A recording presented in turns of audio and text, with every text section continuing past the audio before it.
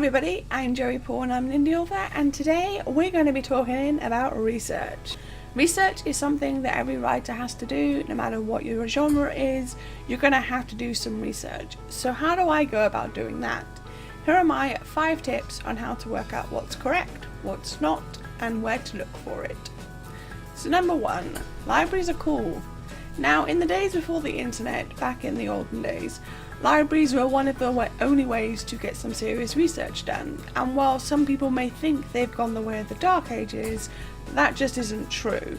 You can find out a lot of the amazing information through your local library, and generally they will have someone who is there to help you search. Now, it may seem like a strange thing to go into the library and ask how to dispose of a body, and that does maybe not be the best way to phrase it, but explain that you're a writer and I guarantee that they'll be willing to help. Number 2, the internet is your friend. The internet is a great place to find the answers you seek. I've talked about this before, but I belong to a Facebook group that's made up of professionals who are also writers. We all swap facts, and it's a great way to solve a riddle with the right people to help. Sometimes you have to remember that certain things are region specific, and in that case, talking to someone in that region is the best option. There are also numerous sites out there that will give you everything you need and will allow you to find the elusive answers to your questions. Just exercise caution with which sites you use.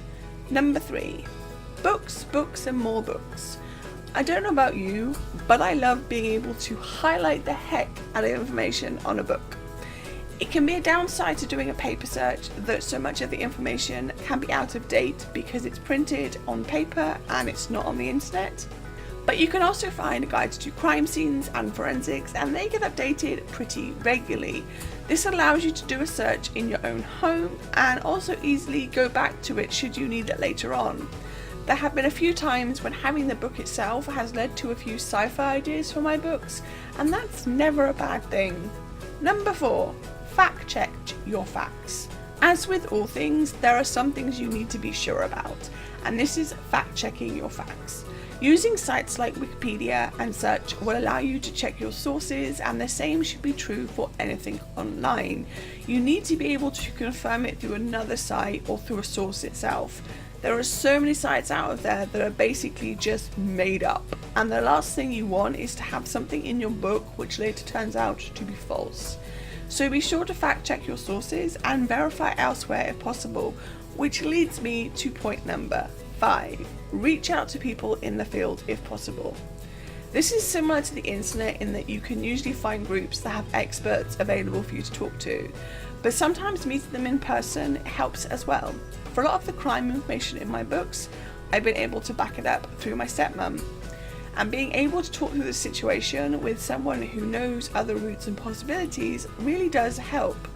Going back to that Facebook group, in a book I was working on, I had a snake bite someone. Of course, this was harder because it's in the UK. We only have 2 snakes, the grass snake, which doesn't bite, and the adder.